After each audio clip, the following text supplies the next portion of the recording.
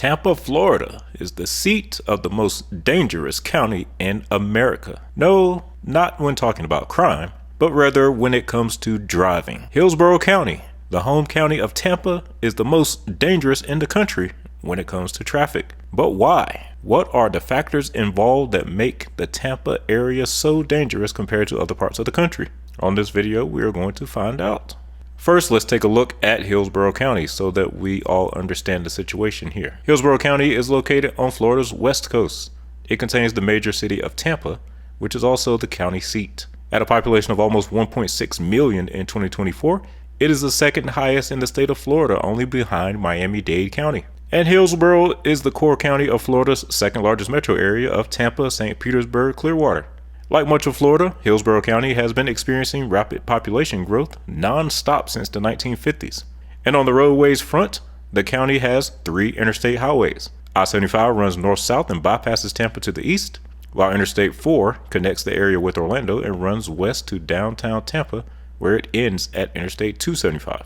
Interstate 275 is the main north-south interstate in Tampa and connects the county with St. Petersburg and other areas in neighboring Pinellas County.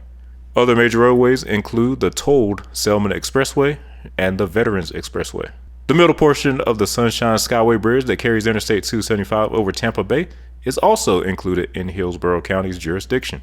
While Tampa itself contains the most densely populated portion of the county, outlying suburban developments have exploded outside the city. The suburban area of Brandon has reached over 100,000 people as of 2020. Also at play are a significant amount of commuters who come into the county from outlying areas such as Lakeland, St. Petersburg, and Clearwater. Then the long distance through traffic that often uses Interstate 75. Now let's take a look at what the stats say. The numbers, if you will, that show how dangerous Hillsborough County is. When calling Hillsborough County the most dangerous in the country, the qualifying statistic is the traffic fatality rate per capita of large U.S. counties. A major contributing factor to Hillsborough County's severe fatality rate is the extreme danger posed to non-motorized and non-protected road users, otherwise known as pedestrians and bikers. The Tampa Bay area is consistently ranked as one of the deadliest metropolitan areas in the nation for walking and biking. Some of the accident statistics from 2024 underscore the crisis of vulnerability, where we have 599 accidents involving pedestrians, including 57 pedestrian fatalities. We had 687 involving bicycles with 16 bicyclist fatalities. And we have 572 involving motorcycles, which caused 35 motorcyclist fatalities. And this all sounds right in line with my experiences in the area. The last time I was in Tampa, I stayed in South Tampa for a couple of weeks and found walking to be exhausting and impractical despite the many restaurants and shopping in the area. Del Mabry is like a river of death for a pedestrian. Alright, and since we are here talking about Florida today, I would like to remind you guys that this video is brought to you by Tampa Personal Injury Attorneys, Farah and Farah. Here for you, here for good. Now, let's get back to the video. Alright, now what are some of the causes behind this? There are 3 primary interacting factors that elevate traffic risk. First, we have systemic infrastructure deficiencies. Tampa has several high-frequency crash corridors, geometrically deficient arterial weaving sections, and non-standard freeway exits that increase driver uncertainty and turbulence. When we're talking non-standard freeway exits, we're mainly talking about those dreaded left exits as we've seen on previous videos about Nashville and California 99. Then we have vulnerable user conflict. The road system in the Tampa area is structurally biased towards vehicle throughput, and this results in very high rates of pedestrian, bicyclist, and motorcyclist fatalities due to insufficient physical separation from high-speed, high-volume vehicle traffic. Thanks, Laura. We're continuing to follow that breaking news right now in Tampa. Part of Hillsborough Avenue shut down as we speak following a gruesome accident involving a pedestrian and a semi-truck. We want to get right out to our Ryan. So in other words, Tampa's city design heavily focuses on moving vehicles quickly through the area. So yes, while the car is the mode of choice for most Americans, it's also important to ensure that dense urban areas allow for safe walking and biking. Then third, you have something that's very common in Florida as a whole: aggressive driver behavior. Persistent high volume issues with distracted driving,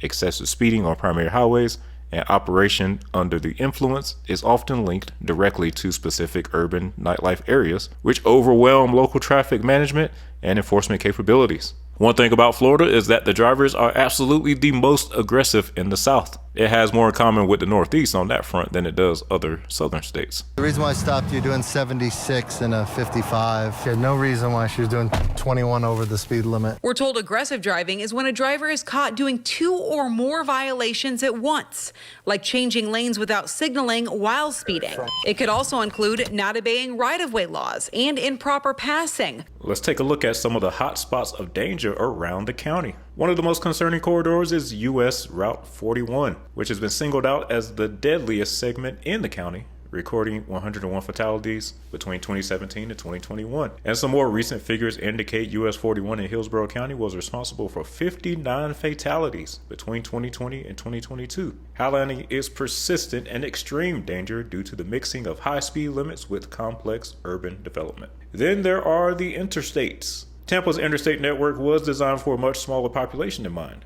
Interstate 275 experiences over 1,800 crashes per year, mostly characterized by high-speed crashes and truck accidents. Interstate 4 clocked in at over 1,500 crashes per year. This freeway segment includes the particularly dangerous area known as Malfunction Junction and carries high volumes of both tourist and commuter traffic. And we already talked about I-4 as a whole a couple of months ago, which is often cited as the most dangerous interstate highway in the country.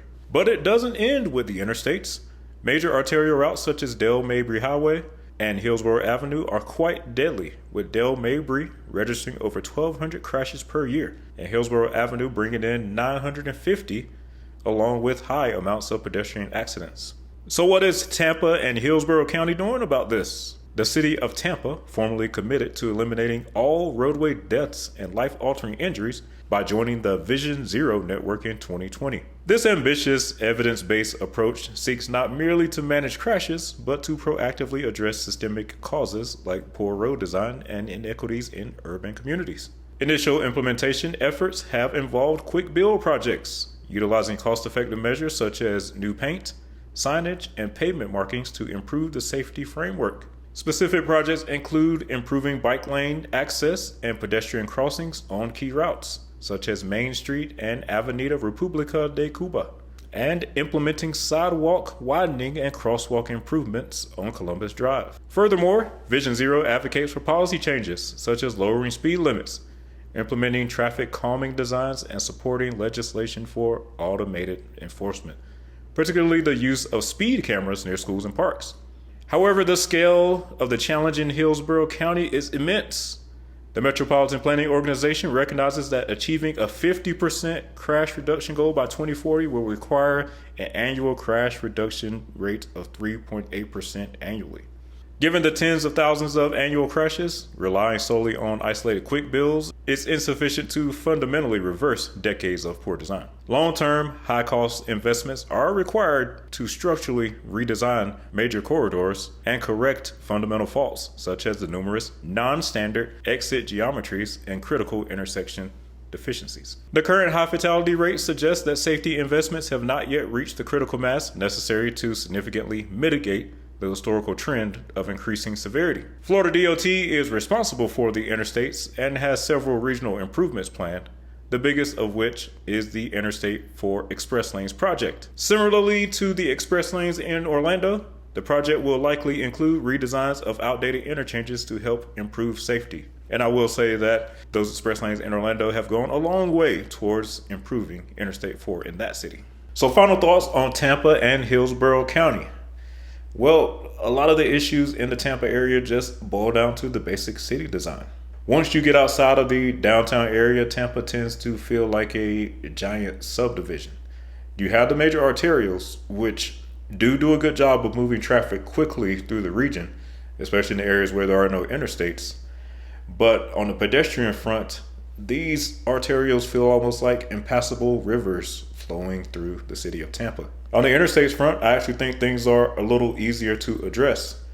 With the Interstate 4 Express Lanes project and other updates to the outdated design of most of these interchanges, you can see a huge reduction in those high-speed interstate crashes that we have today on Interstate 4 and 275.